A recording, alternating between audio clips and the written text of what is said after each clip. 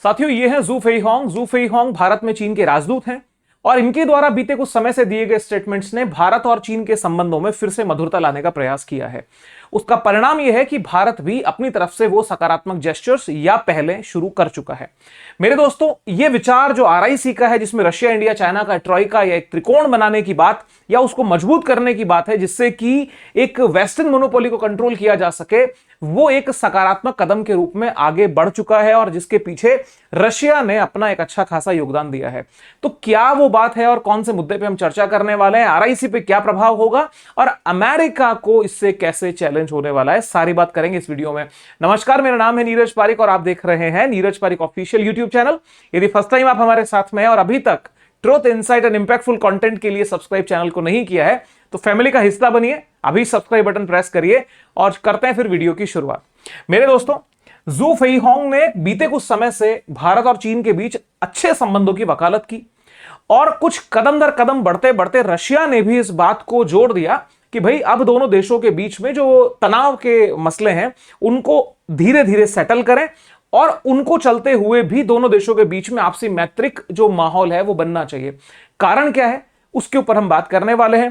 दोस्तों, रशिया को इस बात का अच्छे से आइडिया है कि चाइना और इंडिया दो उसके मजबूत साथी हैं और इस पूरे ब्लॉक में यदि आरआईसी कहीं कमजोर पड़ता है या मजबूत नहीं हो पाता है तो ग्लोबल लेवल पे रशिया के लिए दो मजबूत साथी पीछे रह जाएंगे, क्योंकि अगर दो देशों की आपसी जो तनाव है तो वो एक ट्रॉइका, एक त्रिकोण का रूप नहीं ले पाएगी। क्योंकि आरआईसी की जो मजबूती है वो अनडाउटली ब्रिक्स की मजबूती है, ब्रिक्स की रीढ़ की हड्डी है। और ब्रिक्स यदि मजबूत होता है तो पुतिन जिस मिशन पे चले हैं कि जो पूरा का पूरा वेस्टर्नाइजेशन पूरे ग्लोब का होने जा रहा है, या जो मेक अमेरिका ग्रेट अगेन का जो नारा है, जो पूरी दुनिया के ऊपर अमेरिकन हेजेमनी को डेवलप करना चाहता है, उसको ब्रिक्स ही कंट्रोल कर सकता है, भले ही डोनाल्ड ट्रंप इसको छोटा सा, अदना सा, मामूली सा संगठन कहें। तो जो ब्रिक्स के अंदर ये आरआईसी है, ये आरआईसी का मजबूत होना बहुत ज्यादा जरूरी है और इस प्रयास में रशिया की तरफ से बहुत बार प्रयास जो है वो किए गए हैं कि ये ट्रॉइका, ये त्रिकोण मजबूती से बने। मेरे दोस्तों, इस त्रिकोण के यदि आप स्ट्रक्चर को देखेंगे तो आप लगभग ये बहुत बड़े एरिया का रशिया, यहां पे चाइना और यहां पे इंडिया, एक बहुत बड़ा एरिया कवर होता है जो अनडाउटली G7, इसके अलावा नाटो, इसके अलावा EU, यानी जो ऐसी व्यवस्थाएं जो पूरी तरह से अमेरिकन इंटरेस्ट को फुलफिल कर रही हैं या अमेरिका के द्वारा अलग अलग ऑर्गेनाइजेशंस के थ्रू रशिया के ऊपर प्रेशर बिल्ड किया जा रहा है, उसको कंट्रोल किया जा सकता है। अनडाउटली इसका शिकार ना सिर्फ रशिया है बल्कि बाकी देश भी हो रहे हैं। कारण क्या है कि जिस तरीके से अमेरिका के ऊपर अंधा विश्वास करके देश उसके साथ में संधि करते हैं, समझौते करते हैं, तो अंतिम रूप से घाटे का सौदा ही जेब में आता है। और ये आप टैरिफ वॉर के अंदर देख भी रहे हैं कि जैसे टैरिफ वॉर हुआ है, टैरिफ वॉर के एवज में ट्रेड डील्स हो रही हैं, व्यापार समझौते हो रहे हैं और वो व्यापार समझौते जब आंकड़ों में आप देखेंगे तो 0% बनाम वो चल रहा है। मतलब अमेरिका के ऊपर टैरिफ होगा 0% और बाकी देश के ऊपर 5, 10, 15, 20, 30 जो भी रेशो डील हो पाए। तो मेरे दोस्तों, इसके लिए ब्रिक्स का मजबूत होना और ब्रिक्स के लिए आरआईसी का मजबूत होना बहुत जरूरी है। चलिए सर, ये तो समझ में आ गया, अब हो क्या गया है। ग्लोबल टाइम्स, जो कि चाइना का एक मुखपत्र के रूप में इसको जाना जाता है, लिखा है the embassy of India in China announced. यहां पे इन्होंने क्या किया, वीजा जो है वो अनाउंस कर दिया है 24 जुलाई 2025 से चाइनीज सिटीजन जो है वो अप्लाई कर पाएंगे टूरिस्ट वीजा के लिए और उनको एक ऑनलाइन एप्लीकेशन शेड्यूल वगैरह सारा फॉलोअप करना पड़ेगा। और ये इंडियन एम्बेसी की तरफ से सोशल मीडिया के ऊपर जो चाइनीज भाषा में इस बात का अनाउंस किया गया था कि भाई हम जो है वो चाइनीज टूरिस्ट के लिए इंडिया में वीजा फिर से ओपन कर रहे हैं। अब तक ये बंद था, टूरिस्ट वीजा बंद थे।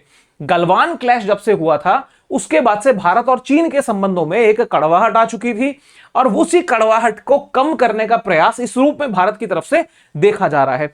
अब आप कहेंगे सर, क्या ये निर्णय जो है या जो ये कदम उठाया गया है ये भारत की तरफ से पहले उठाया गया, चाइना ने भी ऐसे कुछ संकेत दिए हैं? तो सर, पहले इस तरह के जो इनिशिएटिव हैं वो चाइना की तरफ से आए हैं और फिर भारत ने इसको जो है वो एक कदम भारत ने भी आगे बढ़ाया है।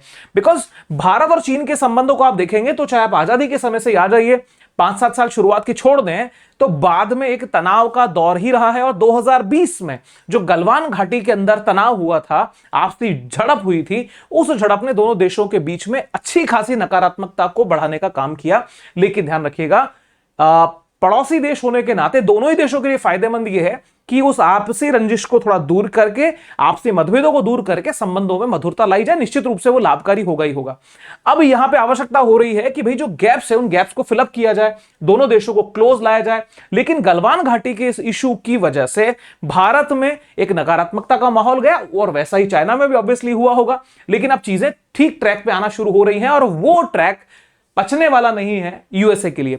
तो जो गलवान में हुआ था मेरे दोस्तों, डेट थी उसकी 15 जून 2020, और ये line of actual control LAC के पास में पेंगोंग लेक के पास की ये घटना है। कुछ और बातें जिसमें चीनी सैनिकों ने सर एलएसी के पास में भारतीय क्षेत्र में कुछ अवैध निर्माण कर लिए थे। भारतीय चीनी सैनिकों के बीच हिंसक झड़पें हुई थी। आग्नेयास्त्र यानी जो हथियार हैं, हथियारों का प्रयोग नहीं हुआ, लेकिन सैनिकों ने डंडे, पत्थर और हाथ से हाथ की लड़ाई यानी हाथापाई हुई है। भारत ने कर्नल संतोष बाबू सहित 20 सैनिकों को खो दिया, जबकि चीन की को भी अज्ञात संख्या में नुकसान हुआ। यानी चाइना ने उसको ओपन नहीं किया कितने लोगों की वहां पे डेथ हुई, जान गई। और ये 45 वर्षों में पहली बार भारत और चीन के बीच घातक संघर्ष हुआ। मतलब 1962 का जो वॉर हुआ था, 1962 का वो युद्ध, उस 62 के युद्ध के बाद में अगर आमने सामने की कोई मजबूत फाइट हुई है, भारी भरकम फाइट हुई है, तो उस रूप के अंदर सर इसी को देखा जा सकता है। कई चीजें हुई है, उसके बाद के अंदर सैन्य गतिविधियां बढ़ गई। भारत ने जो एक्शन लिया था मेरे दोस्तों, India band 200 plus Chinese apps like TikTok, PUBG etcetera, जिसके अंदर आपके कैम स्कैनर और बहुत सारे ऐप थे, आपने सुना होगा उस समय पे, जो चाइना के ऐप्स को ब्लॉक कर दिया गया था। तो ये टिकटॉक वगैरह सारे यहां पे 200 ज्यादा ऐप जो थे वो ब्लॉक कर दिया, और चाइनीज इन्वेस्टमेंट को भी इंडिया में लिमिट किया गया था। तो कुल मिलाकर के ये सारी चीजें हुई और दोनों देशों के बीच तनाव बढ़ गया। अब यहां पे हुआ क्या था, द्विपक्षीय बैठकों का दौर शुरू होता है। मतलब हम बात कर रहे हैं उस समय से जब रशिया के विदेश मंत्री सर्गेई लैवरोव ने एक ओपन स्टेटमेंट दिया, और ओपन स्टेटमेंट की हम बात करेंगे आगे। उस स्टेटमेंट में इन्होंने कह दिया था कि भाई अब वो टाइम आ चुका है कि फिर से आरआईसी को रिवाइव किया जाए। आरआईसी को रिवाइव करिए और एक मजबूत त्रिकोण बनाइए, जिससे कि भारत, चाइना और रशिया मिलके एक अपने हित, अपनी जनता के हित के लिए काम कर सकें और किसी दूसरे पर निर्भरता हमारी ना बचे। तो यहां पे जो पहले आप देखिए दौर कहां से शुरू हो रहा है। सबसे पहले एक क्रमगत रूप से देखा जाए तो सबसे पहले आप देखेंगे तो यहां पे भारत के जो हमारे एनएसए हैं, मिस्टर अजीत डोवाल साहब की वैंग यी से मीटिंग होती है। वैंग यी कौन है? वैंग यी बेसिकली चाइना के विदेश मंत्री हैं। इनसे मुलाकात होती है। इसकी ये कब की बात हो रही है? एससीओ सम्मेलन के पहले। अब इनकी मीटिंग होती है, उसके जस्ट बाद में नेक्स्ट मीटिंग होती है इनकी रशिया के एनएसए से, जिनका नाम है निकोलाई पेत्रुशेव। तो रशिया चाइना को बराबर लेके हिंदुस्तान चल रहा है और अपने काउंटर पार्ट से मुलाकात यहां पे हुई। इसका नेक्स्ट कदम देखिए, इनके बाद में भारत के विदेश मंत्री एस जयशंकर साहब की मुलाकात होती है चाइना के विदेश मंत्री वैंग यी से। अब वैंग यी की फिर मुलाकात, यानी एनएसए के बाद में नेक्स्ट स्टेप आया, आपसे विश्वास की बहाली होती है। इस मीटिंग के बाद में जस्ट जो हमारे जयशंकर साहब हैं वो रशिया के विदेश मंत्री सर्गेई लैवरोव से मिलते हैं। मतलब पहले मीटिंग किनकी हो रही है? नेशनल सिक्योरिटी एडवाइजर की मीटिंग हुई, उसके बाद में भारत के विदेश मंत्री की मुलाकात चाइना के विदेश मंत्री से सर्गेई वैंग यी से, और उसके बाद में रशिया के विदेश मंत्री सर्गेई लैवरोव से होती है। तो इस क्रम के बाद में जब ये चीजें चलती रही, उसके बाद में मूल परिणाम आप देख सकते हैं ब्रिक्स के समिट में, जो यहां ब्राजील में हुआ 2025 वाला। वहां पे संयोग से या किसी रीजन से चाइना के प्रेसिडेंट शी जिनपिंग मौजूद नहीं थे, लेकिन जो एक सेकंड हाईएस्ट अथॉरिटी के रूप में वहां मौजूद थे वो थे चाइना के प्रीमियर। ठीक है, इनका ये चाइना के जो प्रधानमंत्री थे, चाइना के प्रधानमंत्री से आपकी मुलाकात हो गई। अब ये ली क्विंग इनका नाम है। अब ली क्विंग से मुलाकात, मतलब आप स्टेप बाय स्टेप चल रहे हैं, चीजें अनुकूल डायरेक्शन में जा रही हैं, बयान भी सकारात्मक ही आ रहे थे। अब बयानों की क्या रूपरेखा है, आपने भी नोटिस किया हो तो थोड़ा एक बार आप देख लें। यहां पर जस्ट सेकंड, आप देखिए वैंग यी ने क्या कहा कि भारत और चीन को एक दूसरे के लिए खतरा नहीं बनना चाहिए। मतलब इनके स्टेटमेंट एक्चुअली ये था कि भाई हमें एक दूसरे का सपोर्टर बनना है, एक दूसरे के लिए टेंशन का रीजन नहीं बनना।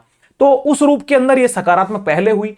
अब ये जो सकारात्मक पहल हुई, उसके बाद में आप देखो कि जब टीआरएफ यानी द रेजिस्टेंस फ्रंट के ऊपर अमेरिका ने इस टीआरएफ को टेररिस्ट ऑर्गेनाइजेशन डिक्लेयर किया, ग्लोबल टेररिस्ट ऑर्गेनाइजेशन का टैग दिया, उसके जस्ट बाद में चाइना ने न सिर्फ इस बात में एक तरह से अपना एक न्यूट्रल पक्ष रखा, बल्कि इस स्टेटमेंट को फेवर किया और कहा कि भैया ये ग्लोबल एनवायरनमेंट के लिए अच्छा है टेररिज्म को कंट्रोल करना, जो कि किसी भी कंडीशन में पाकिस्तान के लिए पॉजिटिव सिग्नल नहीं था।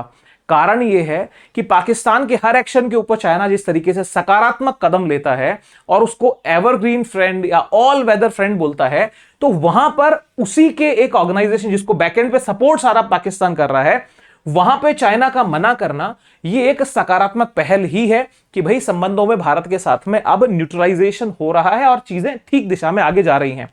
इसके बाद में जब आप आगे देखेंगे तो आपको एक वीडियो का हम थोड़ा रेफरेंस दे रहे हैं, आई बटन में आपको ये लिंक भी दिख रहा होगा।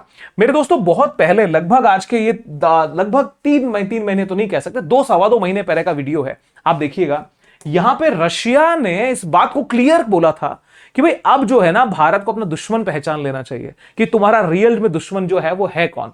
वो जो दुश्मन है उस दुश्मन की एक्टिविटी को पकड़ो और ये चीज देखो कि कहीं तुम्हारे जो एक ट्रेडिशनल या एक जो जिसको कहते हैं ना कि शुरू से एक जड़ से ही जो आपका दोस्त है, कहीं उसको आप इग्नोर तो नहीं कर रहे हो, कहीं अमेरिका चीन के अगेंस्ट में आपका यूज तो नहीं कर रहा है। वीडियो को बहुत प्यार दिया, देखिएगा उसी कॉन्टेक्स्ट को आपको ये वीडियो और आसानी से समझ में आ जाएगा यदि आप ये वीडियो देख लेते हैं तो मेरे दोस्तों रशिया इस बात को लेकर के बहुत पहले से ही इस बात को हाईलाइट कर रहा है कि इंडिया को अपने अलाइनमेंट को बैलेंस करना होगा।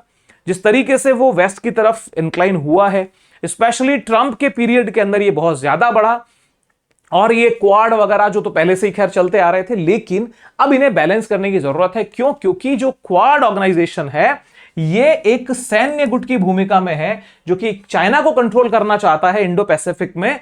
तो वो कहीं ना कहीं ये बोल रहे हैं कि भैया इससे आपका एक ये स्ट्रेटेजिक यूज लेगा और आपको क्या होगा, पड़ोसियों से आपके संबंध खराब होंगे, अनडाउटेड रशिया के लिए भी अगेंस्ट में होगा। तो क्वाड को न्यूट्रलाइज करना है, क्वाड से बाहर आने की बात उन्होंने कही और कहा कि आरआईसी को आप मजबूत करो, अपने परमानेंट दोस्तों के साथ में रहो, चीजें बैलेंस हो जाएंगी। भारत के लिए हमेशा सर एक इसमें टेंशन ये रहता है कि इंडिया और रशिया के मसले पर तो कोई मुद्दा है नहीं, चीजें इंडिया के कॉन्टेक्स्ट में भी क्लियर, रशिया के कॉन्टेक्स्ट में भी क्लियर है, लेकिन भारत और चीन के संबंधों की जब बात आती है तो एक अविश्वास कहीं ना कहीं नजर आता है और वो प्रत्यक्ष भी है। अमेरिका चाहे चाइना का भारत के प्रति हो, चाहे भारत का चीन के प्रति हो, एक आपसी अविश्वास का दौर है। अब हो क्या सकता है, क्या आरआईसी की संभावनाओं से पूरी तरह से इनकार कर दिया जाए? जी नहीं, आरआईसी की संभावनाएं बन सकती हैं क्योंकि डिप्लोमेटिक लेवल पे चीजों को सॉल्व किया जाए। ध्यान रखिएगा बैटलफील्ड में चीजें सॉल्व नहीं होती। होना होता तो यूक्रेन और रशिया कभी का सॉल्व हो चुका होता, होना होता तो हमास वर्सेस इजराइल कभी का सॉल्व हो चुका होता, होना होता तो इजराइल वर्सेस ईरान बिना कोई इशू के सॉल्व हो चुका होता। स्ट्रेस आज भी बरकरार है, तो युद्ध कोई समाधान नहीं होता। चर्चा करनी होगी, डिप्लोमेटिक लेवल पे आना होगा, लेकिन डिप्लोमेटिक लेवल पे हम कब आएंगे? जब हमारे बीच में संबंध थोड़े नॉर्मल होंगे। यदि हमारा आना और जाना ही नहीं है किसी से, तो संवाद की तो स्थिति मतलब ही नहीं बनता। तो सर उसी की जड़ यहां पे तैयार हो रही है, उसी का बेस यहां तैयार हो रहा है कि भारत और चीन के बीच में आपसी संवाद कायम हो। संवाद कायम कब होगा? जब लोग एक दूसरे के पास आएंगे, जब टूरिस्ट इंडिया आएगा, इंडियन टूरिस्ट चाइना जाएगा, तो एक क्या होता है सर, कल्चरल कनेक्ट बनता है, पर्सन टू पर्सन कनेक्ट बनता है और ये डिप्लोमेसी का एक बहुत बड़ा बेस है। क्यों? क्योंकि सोच का परिवर्तन संपर्क और संवाद से ही होता है। असंवाद या दूरियां हमेशा घाटे का सौदा तय करती हैं, इसमें कोई शक नहीं है। तो मेरे दोस्तों यहां पर अब मैं लाना चाहता हूं उस बात को जो कि सर्गेई लैवरोव रशिया के विदेश मंत्री ने कही थी। यह स्टेटमेंट उस समय जो रूस के पर्म में एक सम्मेलन हुआ सर, सुरक्षा सम्मेलन, ठीक है, उसमें विदेश मंत्री सर्गेई लैवरोव ने लंबे समय से निष्क्रिय, ध्यान रखिएगा एक एक वर्ड पे ध्यान दीजिएगा, रूस भारत चीन का जो आरआईसी वाली जो तिकड़ी है, ठीक है, इसको पुनर्जीवित करने की खुलकर वकालत की है कि इसे फिर से हमें इसको फ्लरिश करना चाहिए। क्यों करना चाहिए? टारगेट तो क्लियर है। यहां पे सर ये येवगेनी प्रिमाकोव, ये रूस के पूर्व प्रधानमंत्री हैं, यही वो व्यक्ति हैं जिन्होंने आरआईसी की संकल्पना को आगे बढ़ाया था। ये मैंने आपकी जानकारी के लिए आपको बताया। अब ये दोनों जो संकल्पनाएं आई, आरआईसी वाली बात आई, अब आरआईसी को ये कह रहे हैं कि भाई हम इसको पुश करना चाहते हैं।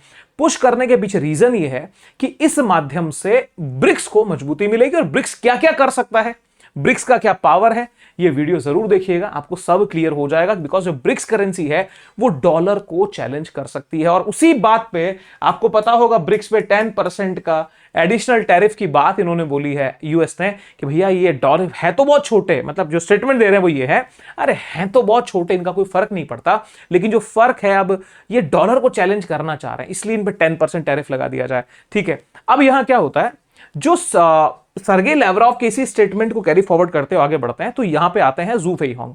ये जू फेईहोंग वही हैं जो भारत में चीन के राजदूत हैं। यहां पे लिखा है, भारत में चीनी राजदूत जू फेईहोंग ने भी उम्मीद जताई है कि भविष्य में बीजिंग और दिल्ली के बीच संबंध बेहतर होंगे। और इन्होंने संबंध बेहतर का हवाला किसके माध्यम से दिया, भारत के प्रधानमंत्री के माध्यम से। उन्होंने कहा कि इस बात पर जोर देते हुए, भारत और चीन दोनों की सभ्यता हजारों साल पुरानी है, फेईहोंग ने कहा कि जैसा कि प्रधानमंत्री मोदी ने कहा है कि चीन और भारत के बीच हजारों सालों के संबंध में हमारे बीच मतभेद बहुत कम समय रहे हैं। यानी अगर आप हिस्ट्री चेक करेंगे तो बहुत थोड़ा सा समय, लगभग आप ये समझिए 1960 से लेके आज तक का एक छोटा सा समय तनाव का रहा है। बाकी इतिहास में बहुत पहले और आज तक हिस्टोरिकली देखें, वैसे आजादी के समय से देखोगे तो बहुत लंबा समय हो गया, लेकिन अगर ऐतिहासिक रूप से देखा जाए तो एक छोटा समय दोनों सभ्यताओं के बीच का तनाव का है, बाकी चीजों में रिलेशन ठीक थे। तो कुल मिलाकर के संकेत क्या कर रहे हैं कि भाई अपने पुराने अतीत को याद करके संबंधों को जोड़ना चाह रहे हैं और मोदी जी का रेफरेंस दे रहे हैं और बात कह रहे हैं कि भाई हम भी भविष्य में दोनों के बीच संबंध बेहतर होंगे। अब बेहतर सिर्फ आप बोलने में कह रहे हो या कुछ हो भी रहा है? हो ये रहा है मेरे दोस्तों। आज के लगभग 3 महीने पहले चीन बोला, भारतीय दोस्त का हमारे यहां स्वागत। ठीक है, इस साल 85,000 इंडियंस को वीजा दिया। अमेरिकी ट्रेड वॉर के बीच चाइना की नई पहल। मेरे दोस्तों बात समझ पा रहे हैं? मतलब सिर्फ ये कहने के लिए नहीं हुआ है, अमेरिका ने जब से ये ट्रेड वॉर छेड़ा है तो कुल मिला करके भारत, चीन और रशिया एक अपने ट्रॉइका को डेवलप करने पे लग गए हैं। और रशिया का निश्चित रूप से इसमें प्रभाव है कि चाइना भारत से अपने संबंधों को इनिशिएट करे खुद से। तो ये हो चुका है यहां पे आप देखिए। तो क्या है कि भाई जो हमारे दोस्त हैं, भारतीय दोस्त शब्दों का अहमियत कहा है भाई, भारतीय दोस्त शब्दों की कीमत होती है डिप्लोमेसी में। तो हम लोग जब वहां जाएंगे तो चाइना को जानेंगे। और एक वर्ड यूज किया था, how secured and friendly China, कि चाइना आपके लिए कितना फ्रेंडली है और कितना सेफ है, आइए और देखिए। तो ये लगभग 3 महीने पहले चाइना ने इस चीज को इनिशिएट किया और वीजा को एक एडिशनल तरीके से दिया। 85,000 एडिशनल लोगों की बात की और कुल मिलाकर के एक सकारात्मक पहल यहां पे बढ़ा दी। अब बारी थी भारत की। भारत का भी अब मौका तो लेना पड़ेगा ना सर, क्योंकि सामने से अगर ये जेस्चर आया है तो भारत ने इसके ऊपर क्या किया। भारत ने कल यहां पे निर्णय लिया कि चीनी पर्यटकों को 5 साल बाद फिर से वीजा देगा भारत। 24 जुलाई से आवेदन शुरू होंगे। गलवान संघर्ष के बाद बंद थी सर्विस। बात समझ रहे हैं सर? तो क्या हुआ कि जो चाइना ने एक कदम बढ़ाया, भारत ने भी एक कदम बढ़ाया, मतलब 2 हाथ से ताली बजती है। तो सकारात्मक पहल हम इस रूप में इसको देख सकते हैं। और प्रसन्नता निजी रूप में मुझे इस बात की है कि ये आरआईसी को मजबूत करेगा और आरआईसी की मजबूती ब्रिक्स को मजबूत करेगी। वो कहीं ना कहीं, अगर मैं एक स्वार्थ की नजर से मेरे देश को देख करके बोलूं तो मेरे देश के हक में, मेरे देश के हित में यह है कि हम उस पश्चिम के उस चोले से बाहर आए और हमारा जो एरिया है, हमारा जो रीजन है, हमारा जो ब्लॉक है, उसमें एक डिफरेंट पावर जोन डेवलप करें। यह भारत के लिए हितकारक होगा। वरना तो सर वही नेगोशिएशन, वही ट्रेड वॉर, वही सब कुछ, वो ड्रामे चलते ही आ रहे हैं। खैर वो विषय नहीं है, उसको हम टच नहीं करेंगे आज। यहां पे इसको, ये जो खबर बनी, इसी खबर को एएनआई ने कवर किया। China appreciates India's seizing cross border travel as beneficial. Easing, माफ कीजिएगा, सीज बोल दिया, उल्टा बोल दिया, easing cross border travel as beneficial. कहा कि साहब ये जो आपने इनिशिएटिव लिया है ये बहुत लाभकारी है, लाभकारी है, और इसमें हम और भी कुछ, हमारी तरफ से भी कुछ एडिशनल करेंगे जिससे पर्सन टू पर्सन कनेक्शन जो है वो डेवलप हो सके। पढ़ लीजिएगा sir. Beijing, the Chinese Ministry of Foreign Affairs on Wednesday appreciated India's resumption of tourist visa for Chinese citizens. The Chinese Ministry of Foreign Affairs said that the move will facilitate cross-border travel, which is highly beneficial. ठीक है sir, तो सकारात्मक रूप से इसका स्वागत किया गया। और ऑफिशियली इंडिया ने जो सोशल मीडिया के ऊपर ये डिक्लेरेशन किया था उसको टैग करते हुए इसको थैंक किया गया। चाइना, ये एक्स के ऊपर, ट्विटर पे किया है, Chinese ministry of foreign affairs spokes person ने इसको ऑफिशियली रीट्वीट कर दिया। तो सर कुल मिलाकर के चीजें सकारात्मक दिशा में गई। अब ये जो सकारात्मक दिशा में गई, टूरिस्ट वीजा का देना, गलवान घाटी के बाद में एक सकारात्मक संबंधों का आना, उसी कंटेम्प्रेरी वर्ल्ड में जब डिफरेंट पावर ब्लॉक्स को जगह देने के लिए वेस्ट तैयार ही नहीं है, पश्चिम की नीति ही यही है कि ये जो अल्टरनेटिव पावर ब्लॉक्स है इनको खत्म कर दिया जाए, चाहे फिर आप बाय हुक और बाय क्रुक कुछ भी यूज करिए। फिर ब्रिक्स जैसे एक ऑर्गेनाइजेशन को चैलेंजिंग बोल देना, सर वो चैलेंजिंग मतलब मानना और उसको हल्का बोल देना, ये भी एक बड़ा विषय है मेरे साथियों। जब ये चीजें डेवलप होंगी, क्योंकि दोनों देशों के बीच में क्या है सर, एक ट्रेड बहुत भारी होता है, आप बात ये समझिए। और ये जो ट्रेड है ये इंडिया के लिए नेगेटिव साइड में आता है, मतलब ट्रेड ऑफ बैलेंस भारत के लिए नेगेटिव है। भारत का इंपोर्ट बहुत ज्यादा है, एक्सपोर्ट बहुत कम है, बात तो क्लियर है। और इसमें सुधार होना चाहिए, भारत के लिए अच्छा भी यही रहेगा। अभी सुधार कैसे होगा? आप जब तक डिप्लोमेटिकली डिस्कशन नहीं करोगे तब तक क्या यह संभव है? किसी नेगोशिएशन के लिए तो सामने बैठना पड़ेगा, और एक हेल्दी एटमॉस्फेयर में बात करने से हम चीजों को नेगोशिएट कर सकते हैं। ये पर्सनल लाइफ में भी रूल लागू होता है, तो डिप्लोमेसी में भी सेम चीज ही होती है सर, कुछ अलग थोड़ी होता है। तो जब आप डिप्लोमेसी कर रहे हो, आप यहां पे अपनी कूटनीति के माध्यम से आप अपने देश के हित में कुछ नेगोशिएशन, कुछ सौदे करना चाहते हो, तो जब तक एक हेल्दी, एक अच्छा एटमॉस्फेयर नहीं होगा कैसे पॉसिबल है? तो उसके लिए ये ट्रैवल वीजा और एक यात्री जब एक दूसरे के देशों में जाएंगे तो विश्वास की बहाली, और विश्वास की बहाली का अगला क्रम यह होगा कि दो देशों के बीच सकारात्मक संबंधों से एक आगे बढ़कर के डिप्लोमेटिक लेवल पे जाके हम हमारे हक में कुछ निर्णय निश्चित रूप से करवा सकते हैं, इसमें कोई शक नहीं है। क्योंकि भारत के लिए चाइना और चाइना के लिए भारत बहुत एसेंशियल है सर, बिकॉज भारत का बहुत बड़ा मार्केट है, उधर चाइना का बहुत बड़ा मार्केट है। दोनों ही इकोनॉमीज के पास में अपने अपने पोटेंशियल हैं, लेकिन इस पोटेंशियल को कौन व्यक्ति समझते हुए भी ना समझी का नाटक करता है, वो है यूएसए। यूएसए को भली भांति पता है कि चाइना और इंडिया यदि एक प्लेटफॉर्म पे आ गए, इनके बीच के डिफरेंसेस खत्म हो गए, तो अमेरिका की मोनोपोली पूरी तरह से खत्म होगी। रीजन क्या है? आरआईसी के बनने में, उसके मजबूत होने में, यानी ब्रिक्स के लिए आरआईसी है, तो आरआईसी के लिए इंडिया और चाइना का एक होना बहुत जरूरी है। यह प्रैक्टिकल बात है, इस बात से साहब समझदार है, उनको पता है। तो वहां पे इन दोनों के बीच में हमेशा एक गैप, एक टेंशन, एक स्ट्रेस क्रिएट करवाने का काम अमेरिका का शुरू से रहा है। क्योंकि जिस तरीके से उन्होंने ट्रेड वॉर की शुरुआत की, जिस तरीके से रेसिप्रोकल टैरिफ्स की शुरुआत की, अब रेसिप्रोकल टैरिफ्स का टारगेट क्या था कि बाकी देशों को दबाव बना के ट्रेड डील कर लेना। और ऑफिशियली बोल रहे, इंडोनेशिया के साथ में कर चुके हैं, जापान के साथ में हो गई है, आई थिंक फिलीपींस के साथ में ऑफिशियल डिक्लेरेशन आ गया है, इंडिया के साथ में बोल रहे हैं बहुत जल्दी हो जाएगा। तो कुल मिलाकर के और सारे जो आप ट्रेड डील देखोगे वो 0% के इक्वेशन में है, यानी 0% अमेरिका पे टैरिफ होगा, कहीं पे इंडोनेशिया में जैसे 19% टैरिफ की बात है, भाई इंडोनेशिया के ऊपर यूएसए 19% टैरिफ लगाएगा, और यूएसए जो है वो यूएसए के माल के ऊपर इंडोनेशिया 0% टैरिफ लगाएगा। तो एक वन साइडेड सौदा करने की प्लानिंग यहां पे। अब जब ये बात आई तो चाइना पे भी इन्होंने अपने टैरिफ्स की बात कह दी। अब चाइना ने जो रिटेलिएट किया सर, वो देखने वाली बात है। बहुत शुरुआत में जब तनाव बढ़ा था तो सर 145% टैरिफ की धमकी जो है वो अमेरिका ने चाइना को दे दी थी। अब ये 145% की धमकी का जवाब चाइना ने बिना झुके 125% के टैरिफ से दे दिया कि भैया तुम 145, हम लगा दें 125। तो यहां पे जो उम्मीद थी कि भैया सरेंडर करना या नेगोशिएट करना या उसके आगे बोलना कि भैया तुम्हें और क्या चाहिए, इसको हटा लो, ना, ऐसा कुछ नहीं हुआ। बैक टू बैक फायर हुआ और 125 की धमकी सीधी चाइना की तरफ से आई, और इस धमकी ने अमेरिका की छवि को नुकसान पहुंचाया और अमेरिका को इस बात का एहसास कराया कि भैया ज्यादा उठने की जरूरत नहीं है, दुनिया में तुम्हें बैलेंस करने वाले लोग हैं। दूसरी बात जो हमने पिछले वीडियोस में भी की है, डोनाल्ड ट्रंप का सीधा निशाना फिलहाल में ब्राजील के राष्ट्रपति लुला डी सिल्वा बन रहे हैं। लुला डी सिल्वा के पीछे पड़ने का कारण है एक तो इनकी विचारधारा। लुला डी सिल्वा वर्कर्स पार्टी से आते हैं, कम्युनिस्ट आइडियोलॉजी के व्यक्ति हैं, और ट्रंप की बात का हां में हां मिलाने वाले हैबिट के व्यक्ति नहीं है। तो ब्राजील को जब टारगेट किया गया तो ब्राजील के राष्ट्रपति ने सर सीधा करंट स्टेटमेंट देते हुए कहा कि लुला कॉल्स यूएस टैरिफ ए ब्लैकमेल मूव, का ब्लैकमेल करने की जरूरत नहीं है। और यहां पे कहा एक gringo is not going to give me an order.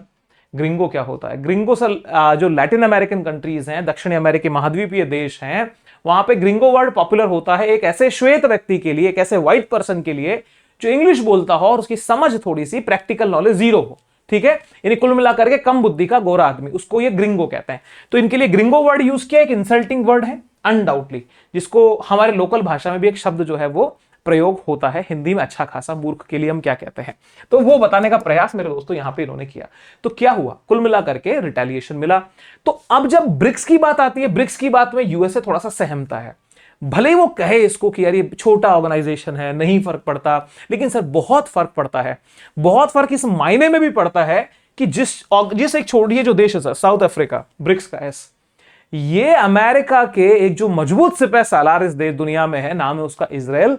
Israel के अगेंस्ट में इंटरनेशनल कोर्ट ऑफ जस्टिस के अंदर सर एक बड़ा नरसंहार वाले केस के ऊपर फाइट कर रहा है। गाजा में जो इजराइल कर रहा है उसके खिलाफ south Africa international court of justice में है। अब इंटरनेशनल कोर्ट ऑफ जस्टिस के उस केस में बहुत सारे और भी देश हैं जो सपोर्ट में या उसके एक पैरोकार बन के चले गए साउथ अफ्रीका के साथ। उनमें से रीसेंट अनाउंसमेंट किया है सर ब्राजील ने। यह बड़ा आश्चर्यजनक है। ब्राजील ने कहा है कि जो इजराइल कर रहा है उसके खिलाफ हम भी आईसीजे में जाएंगे और साथ देंगे साउथ अफ्रीका का। तो इजराइल के खिलाफ जाने का मतलब क्या है? अमेरिका के खिलाफ जाना। बात को समझिए। तो चैलेंज जो है वो ब्रिक्स अच्छा खासा देगा और उसके लिए आरआईसी का मजबूत होना, और आरआईसी के अंदर आईसी, ये होता ना किसी भी चीज गहराई से बोलते हैं तो बोलते हैं आईसी, तो इस आईसी का मजबूत होना बहुत जरूरी है। बिना आईसी के कोई भी इक्विपमेंट भी काम नहीं करता, इसलिए आईसी का इंपॉर्टेंस बहुत ज्यादा है। तो ब्रिक्स का पावर रशिया अच्छे से अमेरिका अच्छे से समझ रहा है, कमजोर करने का पूरा प्रयास जारी है। रशिया अपने एफर्ट डाल रहा है। आप देखिए ना, रशिया को साथ देने वालों के ऊपर 500% के टैरिफ। दूसरी बात, ईयू की तरफ से 18th रिस्ट्रिक्शन पैकेज आया है। भारत की जो कंपनीज हैं उनके ऊपर रिस्ट्रिक्शन लग गया है। नायरा एनर्जी जो है वो अपना माल एक्सपोर्ट नहीं कर सकती बिकॉज वो रोजनेफ्ट जो कि रशिया की पेट्रोलियम कंपनी है उसके साथ में उसका सौदा है या उसकी जो स्टेक है 49% के आसपास उसके पास है। तो कुल मिलाकर के दबाने, फंसाने, प्रचार ऐसा हो रहा है कि भैया डराया जाए नाटो के थ्रू, ईयू के थ्रू, चाहे अमेरिका खुद। लेकिन चीजें उस दिशा में जा रही हैं जो कि रशिया के, इंडिया के और चाइना के हक में है, ब्रिक्स के हक में, स्पेशली भारत के हक में है। तो यहां पर अमेरिका का जो सपना है ग्लोबल हेजेमनी डेवलप करने का, पूरी दुनिया के ऊपर एक साथ राज करने का, वो बहुत मजबूती से सर आगे नहीं बढ़ पाएगा। बिकॉज इंडो पैसिफिक के अंदर यदि रशिया और चाइना और इंडिया, स्पेशली इंडिया और चाइना यदि मजबूती से साथ खड़े हो गए तो यहां से इसकी छुट्टी होना तय है। रीजन है कि ऑस्ट्रेलिया भी चाइना की तरफ इंक्लाइन कर रहा है। ये वीडियो जरूर देखिएगा, ये बहुत बड़ा चैलेंज है। इसमें रशिया और जापान को, ऑस्ट्रेलिया और जापान को हमने कवर किया है कि कैसे वो अब धीरे धीरे अपना जो है वो इंटेंशन दिखा रहे हैं, चाइना के साथ में वो ट्रेड करना चाह रहे हैं। ये बड़ी बात है, वीडियो देखिएगा। तो इंडो पैसिफिक से यदि कमजोर पड़ता है तो चाइना अमेरिका के लिए जो ये शब्द है ना कि भाई हम वैश्विक नेता हैं, वैश्विक नेता की छवि को नुकसान निश्चित रूप से पहुंचेगा। इसके साथ में ब्रिक्स है, एससीओ है, अफ्रीकन यूनियन है, या तो G77 है, यानी ग्लोबल साउथ के ऑर्गेनाइजेशंस हैं। ये ग्लोबल साउथ के ऑर्गेनाइजेशंस की यूनिटी जरूरी है और ये G7 हो चाहे कोई हो, ब्रिक्स इनको लीड करेगा। अगर ब्रिक्स मजबूत है तो एससीओ मजबूत होगा, उसके साथ साथ में अफ्रीकन यूनियन, उसके साथ साथ में G77।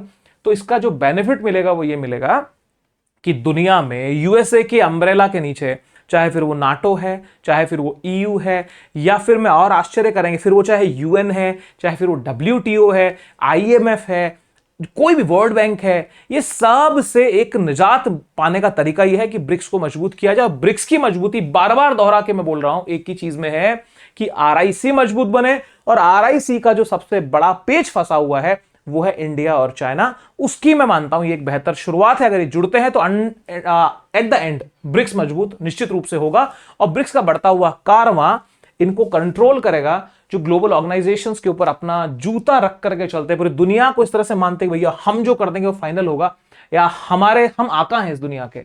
ये बहुत बड़ा भ्रम, और जो सरकारें इनके चंगुल में फंसी हैं उनके हाल बड़े बेहाल हैं। ठीक है सर। और उसके साथ में भारत की सरकार को भी सर इस बात पे सोचना पड़ेगा, क्योंकि अभी आपके साथ क्या हुआ उसको भी हम डिस्कस करने वाले हैं। तो कुल मिलाकर के दुनिया के ऊपर एक साथ राज की पॉलिसी धीरे धीरे कमजोर हुई। भारत के साथ में क्या हुआ, जब ऑपरेशन सिंदूर का मौका चल रहा था तो साहब बीच में टपक पड़े और ऑफिशियली अनाउंस कर दिया कि मेरी बड़ी घंटों बात हुई है, और जल्दी ही दोनों ने बोल दिया है कि भैया हम सीज फायर करेंगे, और उन्होंने हमारी बात मानी, उसके लिए हम थैंकफुल हैं। आप सोच के देखिए, भारत में बड़ा बवाल हुआ। ये इनका जो ऑफिशियल पोस्ट है वो आपके सामने है। लिखते हैं Donald Trump, after a long night of talks mediated by the United States, I am pleased to announce that India and Pakistan have agreed to a full and immediate ceasefire। ये शब्द ने सर भारत की राजनीति में भी हलचल मचाई थी। ठीक है। तो आंतरिक राजनीति को खराब करना, किसी देश की छवि को धूमिल करना, जबकि हम इसको ऑफिशियली कह रहे थे कि भैया हमारे बीच में किसी तरह का कोई मीडिएशन नहीं हुआ। 24 बार या हो सकता है अभी तो 25-30 बार ही बोल दिया हो, लास्ट अपडेट हमारे पास में था 24 बार ये ऑफिशियल अनाउंस कर चुके हैं कि हाँ जी हमने इसको रुकवाया है, नोबेल दे दीजिए शांति वाला। Congratulations to both countries on using common sense. भाई आपने सामान्य समझ का परिचय दिया, युद्ध रोक दिया, बहुत अच्छी बात है, and great intelligence, thank you for your attention to this matter. तो ये साहब हैं तो दूसरों की पॉलिटिक्स को खराब करना, दूसरों की खुद के आप जिसको बोलते हैं ना व्यक्तित्व को इतना भारी करके प्रेजेंट करना और किसी देश के संप्रभुता को ही कॉम्प्रोमाइज कर देना। आप देखिए रशिया को तो छोड़िए, कनाडा को सीधा ऑफर है कि भैया कनाडा 51 स्टेट बन जाइए, हमारा आ जाइए, क्या उन्होंने राज्य बनी है। तो ये क्या देश की संप्रभुता को चैलेंज नहीं है? तो यही सब चीजें हैं जिससे वेस्ट से देशों को बचना चाहिए और बचने के लिए देश आगे बढ़ रहे हैं। तो ये जब घटना हुई थी ना सर, ये वाली जिस समय पे इन्होंने बात बोली, उसके बाद से भारत और अमेरिका के बीच अविश्वास का दौर तो डेवलप हुआ है। और ये अविश्वास निश्चित रूप से हम कहते हैं कि देर आए दुरुस्त आए। अब मुझे नहीं पता कि देर हो गई है जल्दी है, लेकिन कहावत है देर आए दुरुस्त आए। दुरुस्त आए हैं, अब धीरे धीरे दूरी डेवलप करनी चाहिए।